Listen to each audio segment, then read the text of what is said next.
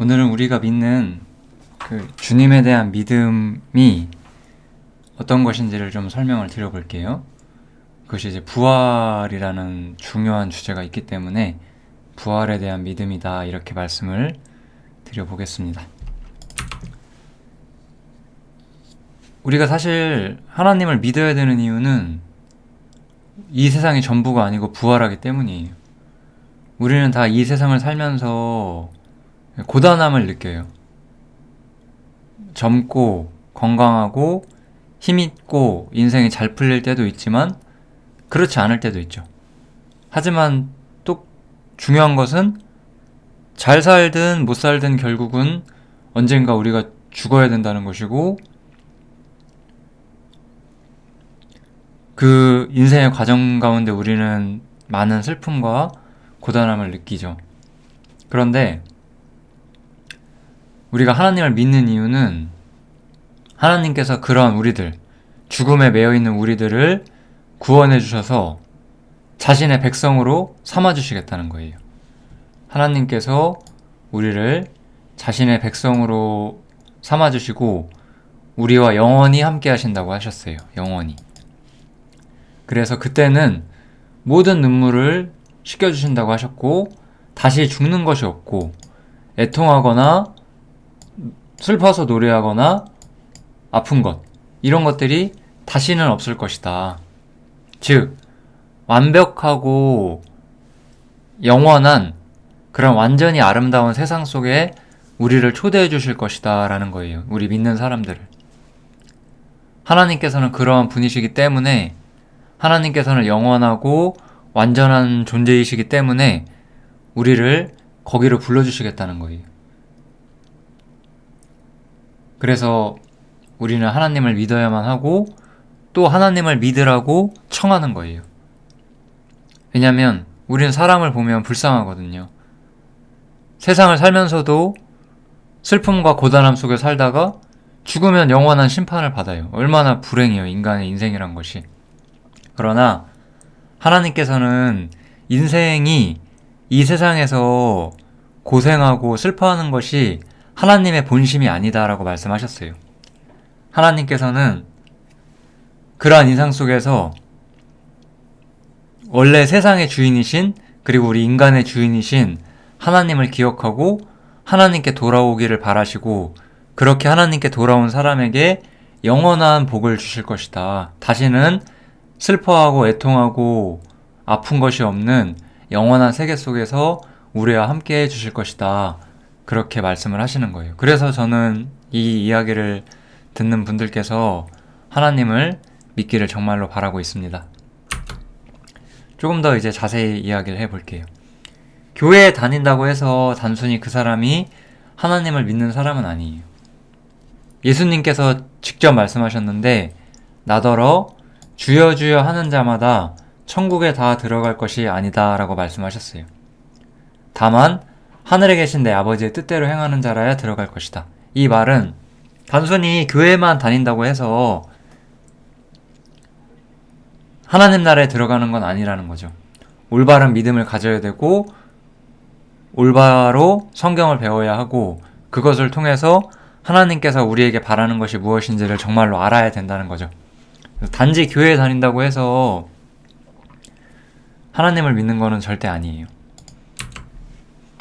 또 어떤 사람은 그래, 나는 신이 있다고 믿어, 이렇게 생각할 수도 있어요. 그런데 그것도 그 사람이 올바른 신앙을 가졌다고 할 수는 없어요. 여기 성경에 보시면 네가 하나님이 한 분이신 줄 믿느냐, 잘한다. 그렇지만 귀신들도 그걸 믿고 떤다. 즉, 하나님을 믿는다고 해도, 하나님을 인정한다고 해도 하나님을 거부할 수도 있다라는 거예요. 그러니까 단지 나는 신이 있다고 생각해, 그렇게 말한다고 해서 그 사람이 정말로 믿는 사람이고 영원한 천국에 갈 수 있는 사람도 아니에요. 조금 더 이제 더 자세히 들어와서 이제 성경을 보고 성경까지 인정하는 사람도 있을 수 있어요. 맞아, 성경을 보니까 이러이러하고 하나님 정말 계시고, 뭐 성경에 있는 전반적인 걸 다 믿는다고 우리가 생각을 해볼게요. 그런데 이 사람은 어떠냐? 중요한 걸 몰랐어요. 예수님께서 사람이 단지 성경을 인정하고 성경이 완전한 하나님의 말씀이고 오류가 없는 완벽한 책이라는 걸 인정한다고 해서, 그리고 그것을 뭐 가르치는 사람이 되었다고 해서 꼭 하나님을 믿는 사람은 또 아니다라고 말씀을 하세요. 중요한 건 네가 거듭나야 한다라는 거예요. 예수님께서는 사람이 거듭나지 않으면 하나님 나라를 볼 수가 없다라고 말씀을 하셨고, 이때 예수님과 대화한 사람 이름이 니고데모인데, 이 니고데모라는 사람은 이 거듭난다는 이야기가 무엇인지를 못 알아들었어요. 그래서 예수님께서 너는 왜 이스라엘의 선생인데 이걸 모르냐라고 질문하시죠. 그러니까 성경을 인정하지만 거듭나지 않았으면 그것도 아무 소용이 없는 거예요. 그러면 그리스도인은 무엇을 믿는 사람들이냐? 이것이 이제 성경에서 아주 정확히 기록이 되어 있는데요. 첫 번째로는 이제 이게 고린도 전서라는 책에 이 이야기가 나와요. 그래서 내가 전한 이 말을 굳게 지키고 헛되이 믿지 않았다면 너희에게 구원이 있을 것이다. 구원을 받은 우리가 영원한 천국에 들어가고 영원한 세계 속에서 안식을 누릴 수가 있겠죠. 근데 그 핵심이 무엇이냐? 성경대로 그리스도께서 우리 죄를 위하여 죽으셨다라는 거예요. 또 하나는 성경대로 사흘 만에 다시 살아나셨다는 거예요.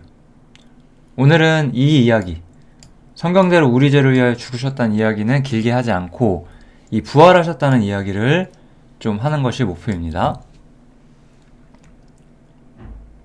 그래서 그리스도인은 어쨌든 예수님께서 우리를 위하여 죽으셨고 다시 살아나셨다라는 것을 믿는 것이 핵심이에요. 그것이 그리고 우리를 구원할 수 있는 하나님의 계획이셨다. 이렇게 믿는 것이 올바른 믿음이다라고 할 수가 있어요. 그러면 어디서부터 우리가 이 이야기를 생각을 해봐야 하느냐? 예수의 죽음과 부활이 과연 사람이 믿을 수 있는 거냐라는 거예요. 뭐 누가 죽었다, 뭐 그거는 사실 믿기 어려운 일이 아니죠. 모든 사람은 죽으니까. 근데 성경에서 이야기하는 건 무엇이냐면 예수라는 사람이 살았었는데 죽었어요. 그런데 다시 살아나셨다는 거예요. 다시 살아났다. 이 세상에 죽었다가 다시 살아난 사람이 있나요?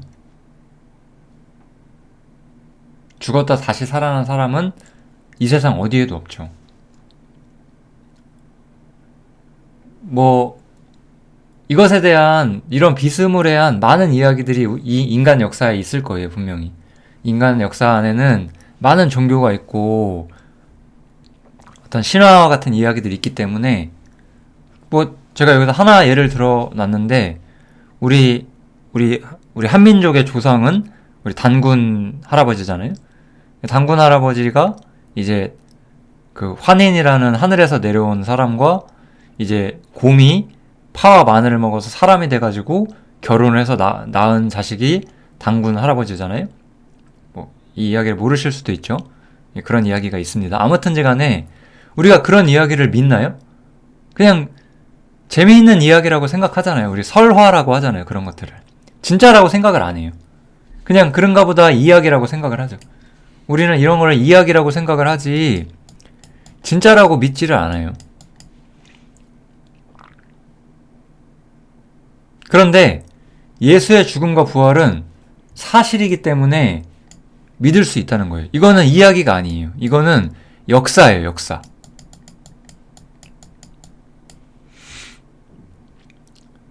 우리 세상에는 많은 이야기들이 있어요. 이제 우리는 이제 어떤 동양에 있기 때문에 뭐 불교에 관한 많은 이야기들, 어떤 기적 같은 이야기들이 많이 있어요. 그런데 그런 것들을 전부 우리가 역사학자들도 믿지 않아요. 그런 것들이 사실이라고. 뭐 옛날에 삼국시대 때 어떤 사람이 이제 불교를 선교하다가 죽었는데 그 사람 목이 잘릴 때 뭐 피가 나온 게 아니라 뭐 하얀 물이 나왔다 뭐 이런 이야기도 있었거든요. 사실이라고 생각 안 하잖아요. 그냥 신화와 같은 이야기라고 생각을 하죠. 우리 삼국유사 이런 책들 있잖아요. 그런 데서도 신화와 같은 이야기들이 많이 나오죠. 왜냐면 어떤 역사 기록물들이 사실이 되려면 많은 증거들과 많은 증인들이 있어야 되는데 그렇지가 않았거든요. 그런데 예수의 죽음과 부활은 진짜 역사적 사실이기 때문에 많은 증인이 있고 증거가 남아 있어요. 그래서 우리는 이것을 일단은 실제로 있었던 일이라고 믿을 수가 있다라는 거죠. 먼저 우리가 말하는 성경이라는 책은 이 예수의 부활을 증명하는 책이에요. 그것이 실제로 있었다는 것을 보여주는 증거가 되는 서류라는 의미예요. 그래서 성경에는 사도행전이라는 책이 있는데 그 사도행전에 보면 예수의 부활을 봤었던 그 목격자들, 예수님의 제자들도 그 목격자들이죠. 그들이 예수님이 부활하시는 걸 봤어요. 그리고 우리가 다 이 일의 증인이다라고 말을 해요. 예수님께서 죽었다가 살아나셔서 이 땅에서 40일 정도를 더 사시다가 하늘에 오르셨다라고 기록이 되어 있는데요. 그것을 본 사람이 한두 명이 아니었어요. 수십 수백 명이 그것을 봤어요. 그리고 그 수십 수백 명이 다 일치된 이야기를 해요. 우리는 무언가 믿을 수 없는 이야기를 들을 때 사실 그 말이 신빙성이 있느냐 없느냐를 무엇을 통해 보죠? 여러 증인들이 공통된 말을 하는지를 보잖아요. 우리가 이렇게 수사를 하거나 뭔가 사실 유무를 확인할 때 항상 여러 사람의 말을 듣고 거기서 증언이 일치되는가를 보잖아요. 근데 예수의 부활은 모든 증언들이 사실상 일치되어 있는 거죠. 그리고 우리 구약성경이라는 책이 있는데 구약성경은 한 권이 아니라 여러 권의 책이에요. 그 구약성경이라는 책은 이 예수님이라는 분이 이 세상에 오셔서 죽으셨다가 다시 부활할 것이다. 이것이 써있는 책이라는 거예요. 예수의 부활은 구약성경에 예언이 되어 있었던 책이에요.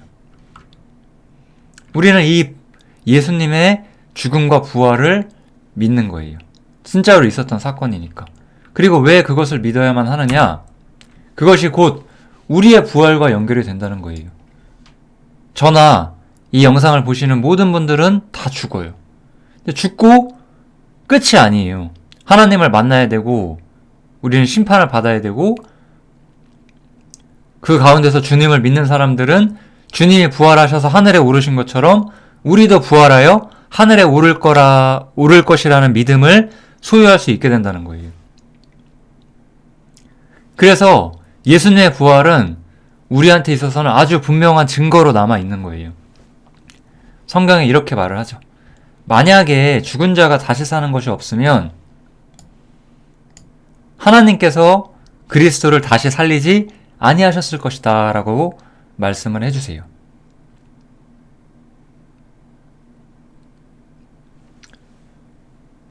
이것이 우리가 성경을 믿어야 되는, 부활을 믿어야 되는 가장 중요한 이유라고 할 수가 있어요. 만약에 죽은 자가 다시 사는 것이 없으면 예수님도 다시 살아나지 않았을 거라는 거예요. 반대로 말하면 어떻게 되죠? 반대로 말하면 예수님께서 다시 살아나셨다는 것은 죽은 자도 다시 살아나서 예수님처럼 부활해서 하늘에 갈 수 있다. 이렇게 말을 하는 거예요. 그래서 여러분들은 예수님을 믿으셔야 해요. 죽어서 심판을 받고 지금보다 더 살아서 얻었던 고통보다 더 비교할 수 없는 영원한 고통을 겪는 것보다 성경에는 지옥에 들어가면 슬피우며 이를 간다라고 말을 해요. 너무나 고통스럽기 때문에. 그렇지만 그러한 삶이 아니라 주님과 함께 부활하여서 주님과 함께 영원한 하늘에서 우리가 아까 처음 말씀드렸던 모든 슬픔이 지나가고 모든 눈물이 지나간 영원하고 아름다운 세계, 그런 슬픔과 고통이 다시 오지 않는 세계로 우리를 부르시겠다는 거죠.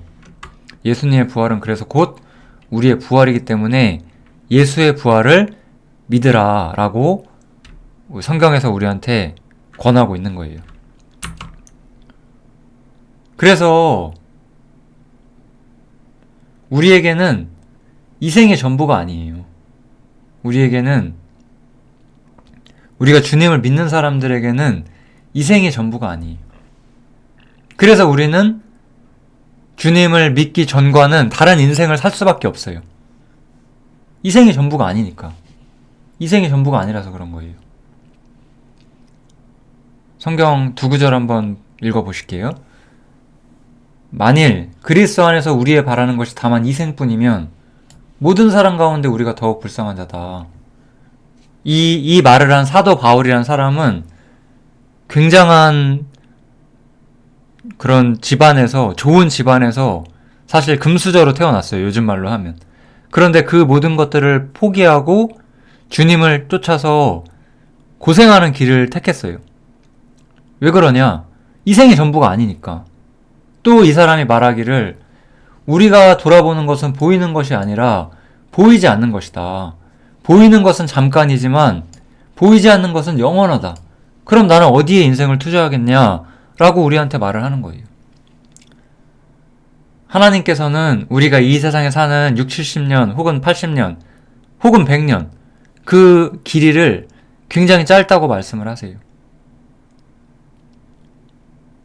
하나님께서는 영원한 세계를 사시는 분이시고 그 영원한 세계 속에 우리를 불러주시길 원하세요.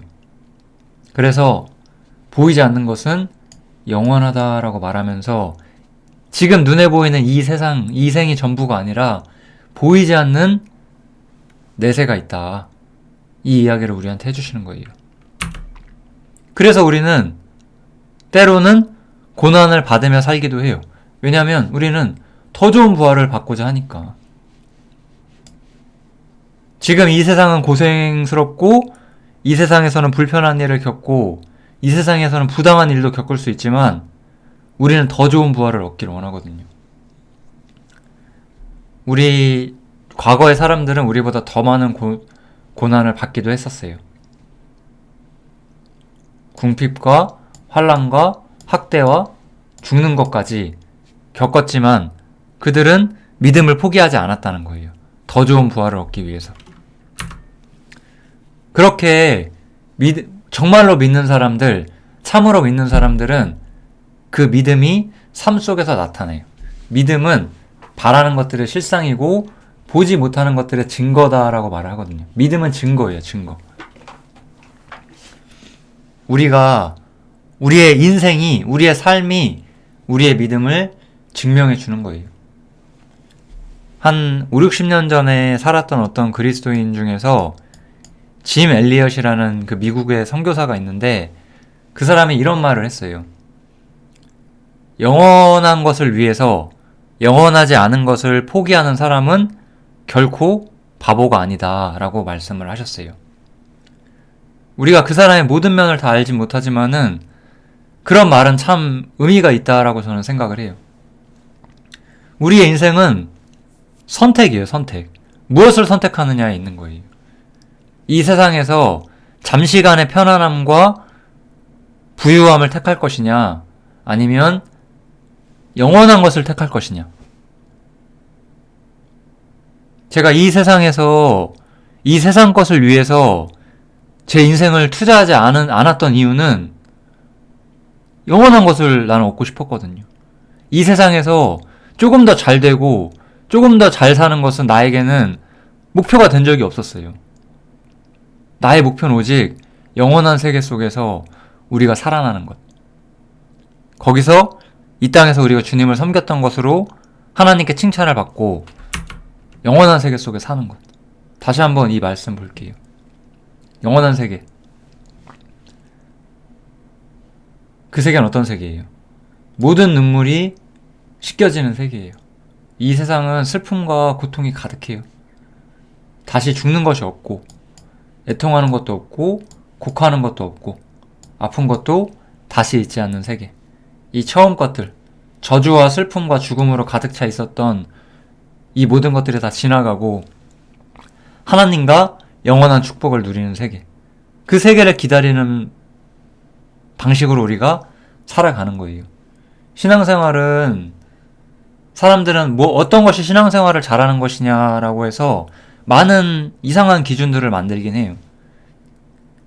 진짜 단순한 기준이에요. 무엇을 위해 사느냐는 거예요.